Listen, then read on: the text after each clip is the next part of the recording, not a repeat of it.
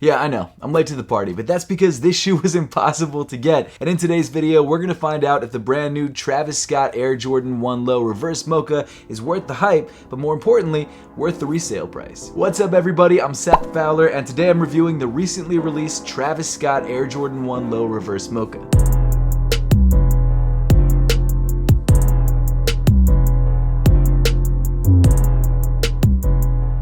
So this sneaker first released on July 21st, 2022 for a retail price of $150, which actually sounds pretty reasonable for a pair of Travis Scott Air Jordan 1s. Unfortunately, I, like most of you, was not able to grab a pair of these for retail, which meant if I wanted to grab a pair of these incredibly limited sneakers, I would have to pay resale. And it's crazy how fitting this hat is right now because I spent $1,300 on this pair of sneakers. That's way too much for a pair of Jordan 1s, or any shoe, realistically. And I know a lot of you guys have been asking about this hat, but we're finally releasing it after months of working on it. We finally have them in, so we're dropping them officially on APTHCRY.com this Friday, August 5th at 11 a.m. Eastern Time. And actually, if you want to be literally pretty much broke, I've made sure to leave an affiliate link to this pair of Travis Scott's in the top of the description below. So Travis Scott and Nike have had a partnership that spanned over 4 years at this point, and through those 4 years, Travis Scott has done a lot of collaborations on particularly the Air Jordan 1 silhouette, which honestly, he has good taste because that's the best silhouette out there. The first Travis Scott Air Jordan 1 to drop was the Travis Scott Air Jordan 1s that came in this really nice mocha brown suede on the upper,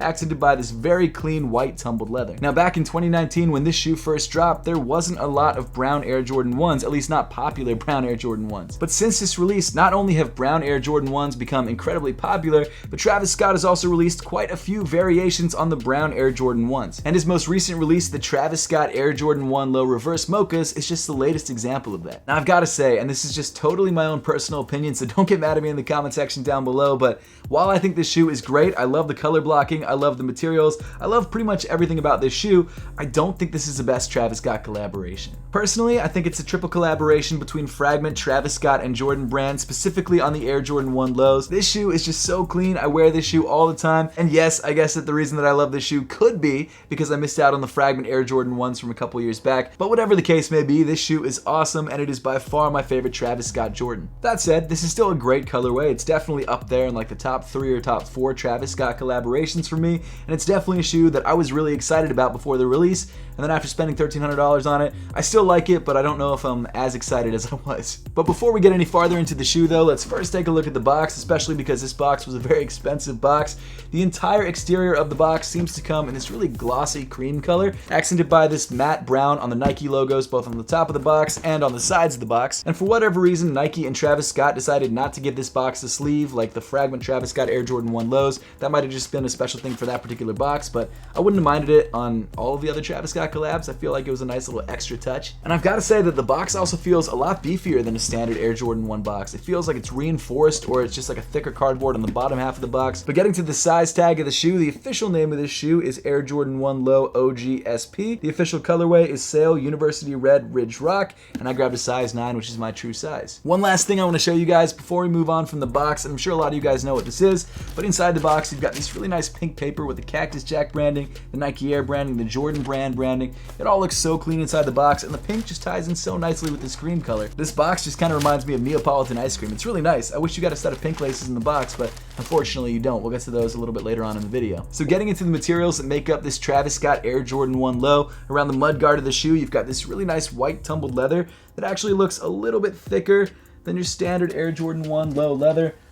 It's pretty similar, never mind. It's about the same, but it looks nice. One thing I find kind of interesting about this shoe is that the overlays come in this bright white leather, and then the accent color is like a sail, which is a very similar color, but it does create a little bit of contrast, not too much, a nice subtle contrast, which I actually really like. In the center of the toe, you've got this really nice dark mocha brown nubuck material, which feels very, very soft to the touch. I absolutely love the way it feels. But even though I like this nubuck material, I kind of wish it was just a standard leather. Standard leather holds up better to the elements. Nubuck doesn't do that well when it gets wet, so you can't really wear this shoe too well in the rain, but it is what it is. Moving up in the shoe, you've got more of that white tumbled leather around the eye stay of the sneaker, and then weaving through these eyelets, you've got these flat sail colored laces. Now, as you probably could have guessed, these are the laces that come pre-started in the shoe. However, Jordan Brand and I guess Travis Scott give you 3 other sets of laces if you decide to switch them out. The extra colors that you get are a red, a dark brown, and of course a bright white. Kind of wish this bright white wasn't there. I wish it was a pink instead because I feel like this white is a little bit redundant, but it is what it is. And then underneath the laces, you've got this brown nylon tongue, which is pretty standard for a pair of Air Jordan 1 lows. However, unlike a standard pair of Air Jordan 1 lows, on the lateral side of the tongue, you've got this oversized Cactus Jack tag that runs probably halfway down the tongue. It comes in white with red Cactus Jack branding. And then, of course, at the top of the tongue, you've got your Nike Air tag, which again comes in white with red branding. Moving inside the sneaker, you've got this brown mesh sock liner, which is pretty soft to the touch.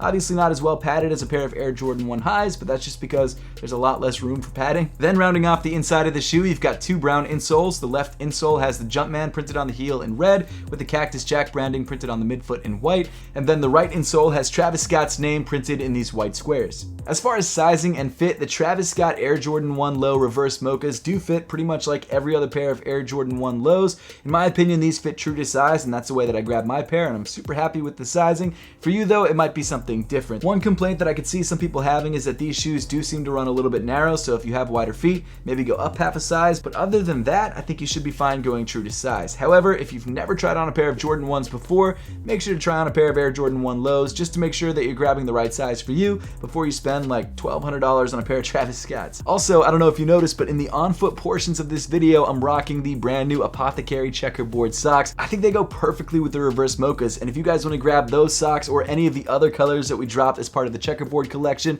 I made sure to leave a link to APTHCRY in the top of the description below. They're also stupid comfortable, worth checking out. Then continuing back in the shoe to the midfoot, you've got more of that dark mocha colored nubuck, which again feels great to the touch, but again, kind of wish it was leather. On top of that, on the lateral side, you've got the oversized and backwards Nike swoosh, which at this point has become a trademark of Travis Scott Air Jordan 1 collabs. On this colorway, like with the Fragment collaboration, the Nike swoosh comes in this really nice sail color. However, the leather used on the Fragment collab actually seems a little bit nicer than the leather used on this Reverse Mocha colorway. I mean, you can actually see the grain of the leather on the Nike swoosh on the Fragments versus the Reverse Mochas, where it just kind of looks like your standard Nike leather, which is not that great. All that said though, it still looks great, and I still really like this color on this shoe. Moving around to the medial side or inside of the shoe, you've got a much more standard Nike swoosh that comes in white tumbled leather, and underneath that Nike swoosh, you've actually got the Cactus Jack logo printed in red on the midfoot. That detail is always so subtle on these collabs. It's either done in the same color as the midfoot, like a white on white, or in this case done in a red that's like a very similar tone to the brown, so you can't really see it. It's kind of nice that they keep it subtle. I dig that. And then moving around to the heel of the shoe, you've got more of that white tumbled leather, which still looks really great on the back of the shoe. On the top of the ankle, you've got a red embroidered detail on either shoe. On the left shoe, it's the Travis Scott face, and on the right shoe, it's the Air Jordan Wings logo. You know, I don't mind the way this face looks, but there's something about the Wings logo that just fills out the heel of the shoe so much nicer in my opinion. Kind of wish they had just gone for that on the back of both of these shoes. I understand that they do this for every Travis Scott collaboration, so of course they're not going to do that, but that bright red embroidered Wings logo just looks so clean on this white leather. I don't know, I just like it better. Then moving down on the shoe, you get to the sail colored midsole, which matches the Nike swoosh perfectly, and of course if you go with the sail colored laces, it matches that perfectly as well. I'm not sure exactly which laces I'm going to go with in the end. I might go with the brown laces. I've seen a lot of people rocking it with the brown laces, and I think that looks really clean. But for right now, I'm just going to stick with the cream laces, wear them around for a while, and then see how I feel. And then finally moving to the bottom of the shoe, you've got this dark mocha colored rubber outsole. So overall, does the Travis Scott Air Jordan 1 Low Reverse Mocha live up to the hype? And in my opinion, I think that it might. It's a great looking sneaker. I'm really falling in love with Air Jordan 1 lows, especially now in the summer when Air Jordan 1 highs are not as easy to wear with shorts. These shoes are super easy to throw on with a pair of APTHCRY socks and a pair of shorts and look really clean. And I mean, really, this is a colorway and color blocking that we just don't see that often. We still don't see a lot of brown Air Jordan 1s, especially not accompanied by sail. Of course, there are some popular ones that we all know and love, but we don't get a lot of them. And it's nice to see another one drop, especially for both the summer and for the fall. This is a colorway that's super easy to rock pretty much all year round. But now let's get to whether this shoe is worth the resale price. In my opinion,